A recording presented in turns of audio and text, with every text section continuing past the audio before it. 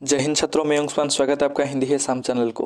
तो आज हम इस वीडियो में आलोचना करेंगे जो कि आपका 2024 में अभी अभी 10th एग्जाम हुआ था, उसके कुछ ऑब्जेक्टिव क्वेश्चन। सिर्फ हम आज व्याकरण विभाग के जितने भी एमसीक्यू हैं यानी ऑब्जेक्ट क्वेश्चन हैं, सभी इस वीडियो में आप आलोचना करेंगे। ठीक है, तो चलिए वीडियो को हम शुरू करते हैं। तो यहाँ पर लिखा है, पहला प्रश्न आपके सामने कि महानदी उड़ीसा की सबसे लंबी नदी है। ठीक है, तो यहाँ पर लिखा है वाक्य में महानदी कौन सी संज्ञा है। ये जो महानदी है ये आपका संज्ञा का भेद पूछा है आपको। ठीक है, व्यक्तिवाचक संज्ञा, जातिवाचक संज्ञा, समूहवाचक संज्ञा या द्रव्यवाचक संज्ञा। देखिए, द्रव्यवाचक संज्ञा तो नहीं होगा क्योंकि महानदी द्रव्यवाचक के दायरे में नहीं आता है। ठीक है, और समूहवाचक भी नहीं होगा, जातिवाचक भी नहीं होगा। सिर्फ इसका सही उत्तर होगा आपका व्यक्तिवाचक संज्ञा।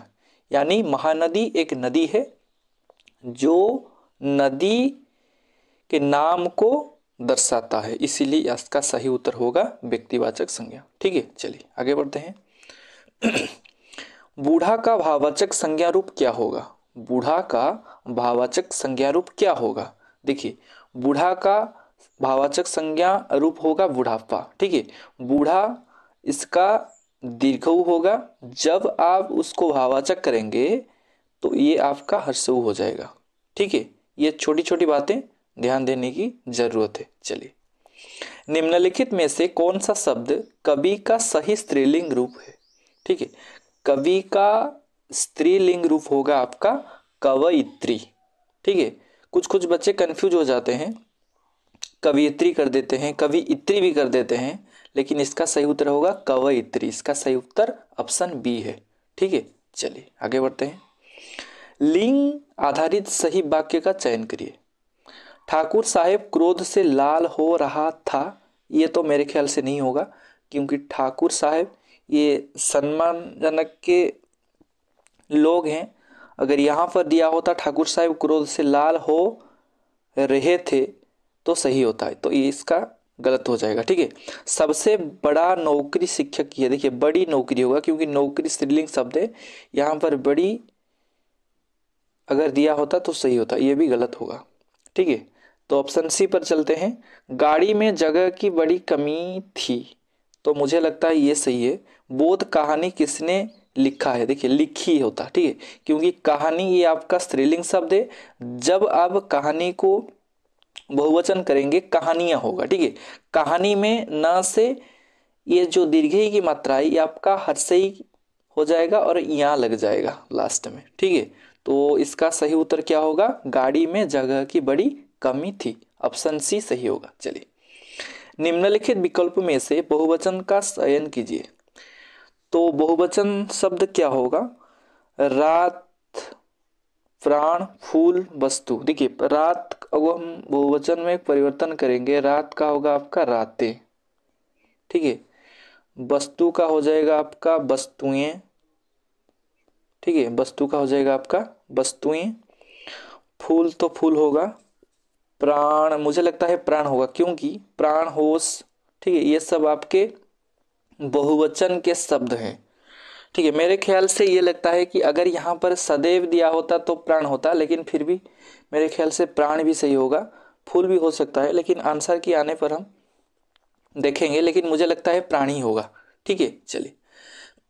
वचन के असंगत युग्म को चुनिए, यानी गलत जोड़ा आपको छांटना है। ठीक है, बात बातें सही होगा, रुपया रुपए ये गलत है शायद। ठीक है, लड़का लड़के, नदी नदियां ये तो सही है, ये सही है, ये सही है। ऑप्शन बी होगा। ठीक है, तो इसका सही उत्तर क्या होगा, ऑप्शन बी। चलिए 7 पर यहां पर लिखा है कि मैंने चाकू से आम काटा।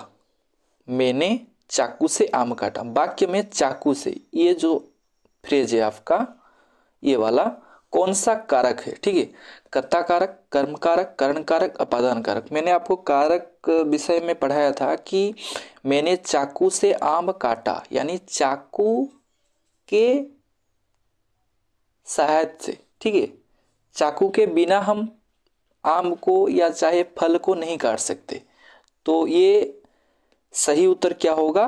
करण कारक। क्या होगा? करण कारक। चलिए, निम्नलिखित विकल्पों में से संबंध कारक वाक्य का चयन करिए। देखिए, संबंध कारक जहां पर दिया होगा तो का, के, की होगा, या फिर रा, रे, री होगा, या फिर ना, ने और नी होगा। ठीक है, तो इसी हिसाब से हम देखेंगे। पिताजी 2 दिन में गांव आ जाएंगे, ये तो नहीं होगा। ठीक है, मोहन पढ़ने के लिए होगा, ये भी नहीं होगा। उमानाथ कठिनाई से पास हो गया, ये भी नहीं होगा। गोपाल की, देखिए यहां पर की है, तो इसका सही उत्तर होगा गोपाल की गाय 20 लीटर दूध देती है। ठीक है, चलिए आगे बढ़ते हैं। के लिए किस कारक का विभक्ति चिन्ह है? ठीक है, के लिए किस कारक का विभक्ति चिन्ह है? अधिकरण कारक तो नहीं होगा, अधिकरण कारक में होता है आपका में और पर। ठीक है, कर्म कारक में होता है आपका को, संबोधन कारक में होता है आपका हे, हो, अरे। ठीक है, तो इसका सही उत्तर होगा संप्रदान कारक का जो चिन्ह है ये आपका सही उत्तर होगा के लिए। चलिए आगे बढ़ते हैं। मुझे किस प्रकार का सर्वनाम है? मुझे किस प्रकार सर्वनाम है? देखिए, ये इसका सही उत्तर होगा उत्तम पुरुष सर्वनाम। क्यों होगा?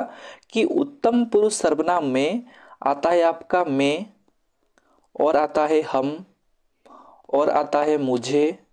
ठीक है, और एक है हमारा।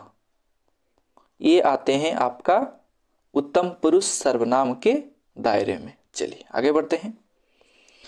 और यहाँ पर और कुछ व्याकरण क्वेश्चन नहीं है, आगे चलते हैं। देखिए यहाँ पर 16 नंबर का। ठीक है, बाजार में भीड़ बढ़ने डैश, उचित क्रिया से वाक्यों को पूरा कीजिए। लगा, लगे, लगी या लगेंगे। बाजार में भीड़ बढ़ने लगी, क्योंकि ये स्त्रीलिंग शब्द है भीड़। ठीक है, इसीलिए इसका सही उत्तर होगा लगी। चलिए, निम्नलिखित विकल्प में से कौन सा मां का पर्यायवाची शब्द नहीं है पूछा है। ठीक है, कुछ बच्चे जो होते हैं यहाँ पर इतने से प्रश्न पढ़कर ही उत्तर लगा लेंगे जननी करके, लेकिन ये गलत है। ठीक है, यहाँ पर पूछा है नहीं है तो जनक होगा। ठीक है, तो इसका सही उत्तर क्या होगा? जनक होगा, क्योंकि जनक जो है इसका सही पर्यायवाची शब्द होता है आपका पिता, उड़िया में जागू कौंती बापा। ठीक है, चलिए आगे बढ़ते हैं। गुण शब्द का विलोम शब्द क्या होगा? देखिए, गुण शब्द का विलोम शब्द होता है आपका दोष। अगर दोष नहीं होगा तो अवगुण होगा, तो यहाँ पर सी में अवगुण दिया है। अगर अवगुण के स्थान पर दोष भी दिया होता तो ये भी सही होता। ठीक है, तो इसका सही उत्तर अवगुण ही होगा। चलिए फिर हम चलते हैं 19 नंबर की ओर। निम्नलिखित में से उपसर्ग रहित शब्द छांटिए। देखिए, यहां पर एक विलोम शब्द आ जाएगा आपके सामने, क्योंकि रहित का विलोम शब्द क्या होगा? रहित का विलोम शब्द होगा आपका सहित। सहित यानी साथ, रहित यानी के बिना। ठीक है, तो निम्नलिखित में से उपसर्ग रहित शब्द छांटिए। यहां पर उपसर्ग नहीं है, आपको यह शब्द चुनना है जिस शब्द में उपसर्ग नहीं है।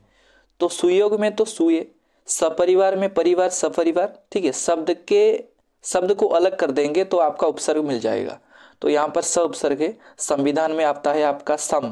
ठीक है, सम उपसर्ग है, तो यहाँ पर सुरेश होगा। ये नाम है इसलिए यहाँ पर उपसर्ग नहीं लगा है। ठीक है, तो सही उत्तर क्या होगा? सी होगा, सुरेश। चलिए आगे बढ़ते हैं।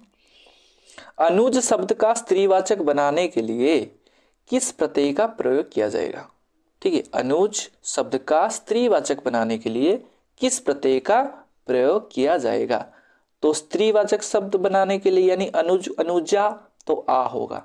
ठीक है, ये छोटी छोटी बातें हैं जो आपको ध्यान देने की जरूरत है। चलिए आगे बढ़ते हैं।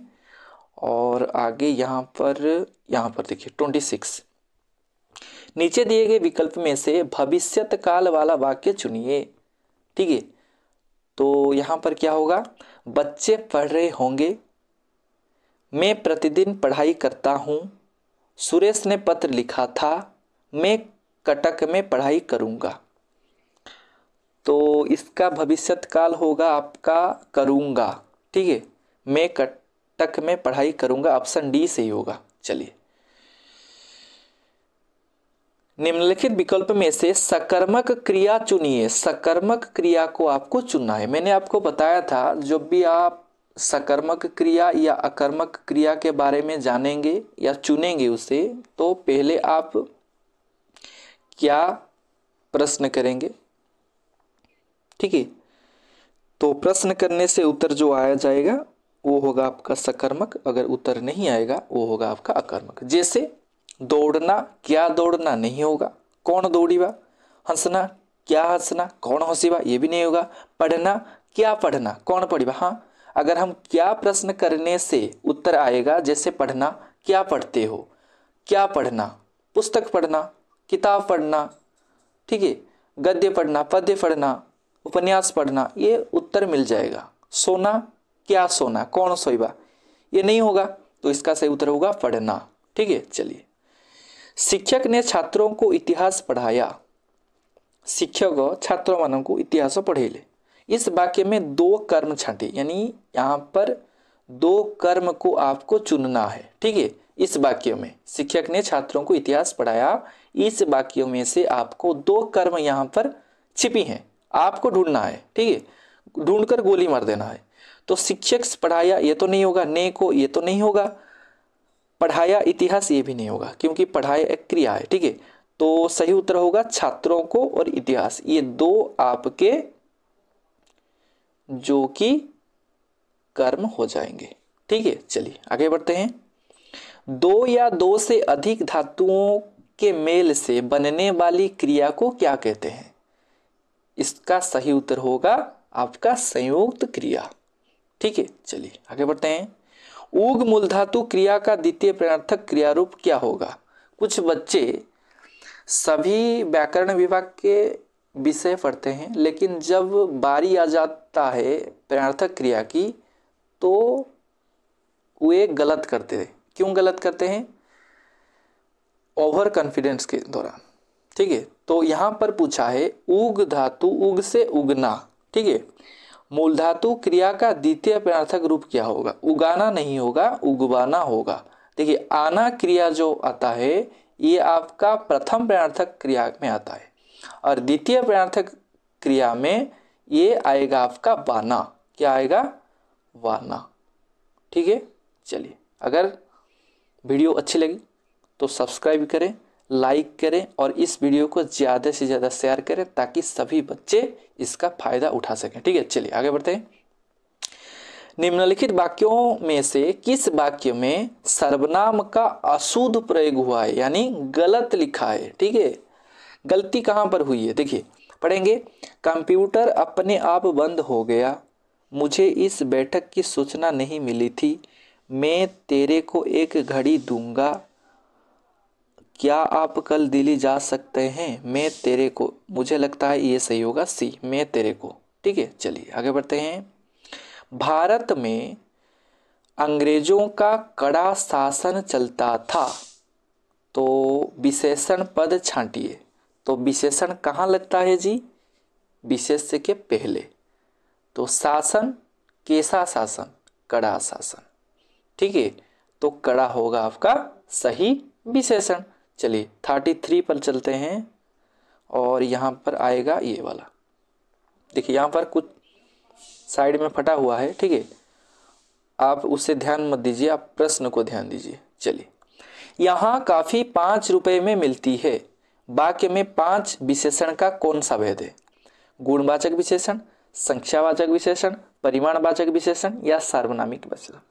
देखिए यहाँ पर लिखा है कि 5 जो ये संख्यावाचक विशेषण है, गुणवाचक विशेषण तो नहीं होगा, परिमाणवाचक विशेषण भी नहीं होगा, सार्वनामिक भी नहीं होगा। आपको लगता है क्या ये 5 आपका सर्वनाम है, नहीं, तो इसका सही उत्तर होगा संख्यावाचक विशेषण, ठीक है। चलिए आगे बढ़ते हैं। नीचे दिए गए विकल्प में से कालवाचक क्रिया विशेषण वाक्य का चयन कीजिए, ठीक है। तो यहाँ पर आपको कालवाचक क्रिया विशेषण का चयन करना है।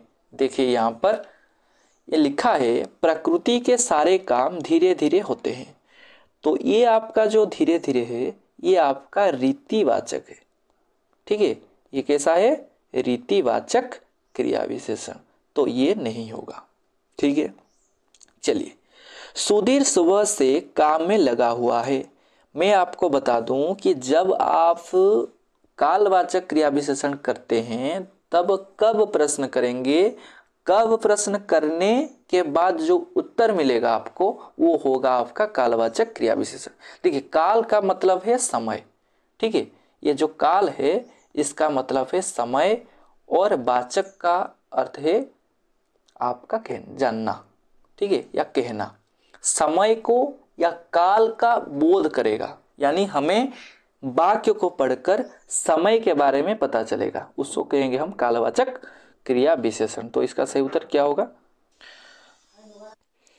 ठीक है, तो इसका सही उत्तर क्या होगा? धीरे धीरे आपका हो जाएगा रीतिवाचक, तो ये नहीं होगा। फिर हम चलते हैं आगे।